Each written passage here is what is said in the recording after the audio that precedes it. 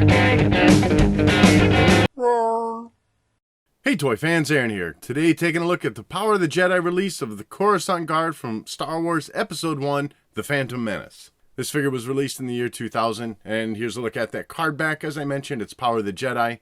You got Darth Vader and Obi-Wan in the upper left corner. Through the blister, of course, you get a good look at the action figure you're getting. And then off on the left side with this line, you'll be getting a Jedi Force file for the particular figure. And that was this 10-page booklet giving you an image of the Coruscant Guard on the front. Inside, giving you a listing of his statistics, his skills, the gear that he used, the tech. You can join the Jedi Quest Kids Club. And then on the other side, his allies and enemies, the adventures that they went on, and then your biostatistics about the Coruscant Guard, or this particular guy. And then on the back of the card, everything pretty standard. Here at the top right side, you're going to get a write-up about this being the combination of the first movie from the prequel trilogy, along with the original trilogy. All those action figures coming together in one unified line. On the left side of the card is your listing of other figures that were available around that time. Bottom right side, you get a look at the back side of that Jedi Force file. Taking a look at the figure out of the packaging, and I think a lot of people would be torn on this release. Now, the Power of the Jedi line did start to move into a little bit more of a pre-posed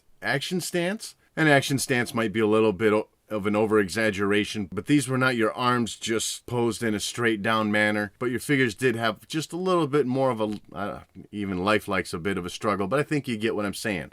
They're a little bit more posed. And with that, we even got a little bit more articulation on some specific joints. Certainly not the super articulated that we're used to seeing now. That was going to come out a few years after this figure, we were going to start seeing that. So for its time, the figure is very much right in line with what's being released, or what was being released. And as you can tell, everything on this figure is molded plastic. His robes are not done using cloth. As someone like myself who likes to put their figures on a shelf, just display it as they are, I like this look, but I can certainly understand where there might be a lot of people who wish that he came with cloth robes instead of this plastic molding. And in the vintage collection line, they did eventually release this figure with cloth robes. Going in a closer look at the helmet, the sculpting looks great. Very representative of how it looked in the movie. Not much you can really mess up with this. His furry helmet top, I really should have looked up what this kind of helmet's called. The strands of fabric are very well detailed into the sculpting. Nice black painting, staying pretty much right where it needs to be. And then that blue color of the helmet has a very nice gloss finish to it, and some decent sculpting with where those various seam detailing should be on that helmet.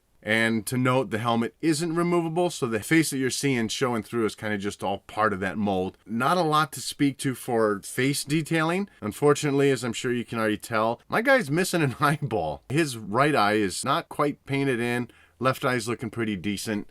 That's probably going to be hit or miss on various figures. I look closer at the one I have on the card. Both of his eyeballs are painted in, and looks quite decent actually for the time. But aside from that, kind of just a generic face showing through, and I'm alright with that. And then moving down to the rest of the figure, you know, like I already said, his robes are sculpted in plastic. There is a tiny bit of flexibility to the robes on the main part of his body. I do like the sculpting though, very nice draping effect. You can tell there would otherwise be a lot of fabric to it, but it sits well around the body of the figure. Not getting the best consistency of blue coloring from the plastic used on the center of the body to what's being shown on the top of the shoulders. It's just a little bit darker on the shoulder area, and then especially on his right arm where you get a break because you've got, I guess, more of a bicep articulation. It just swivels in there. So there's yet another piece of plastic, so that blue coloring is just a little bit lighter until it transitions to his arms, which are coming out from the inside of the robes. There you're getting a pretty nice lighter blue color, as it should be. Decent sleeve sculpting. You got some ripples in there sculpted in with the gloves that he's wearing. And as you can see, he does have that awkward look to him because he's not holding a weapon at the moment.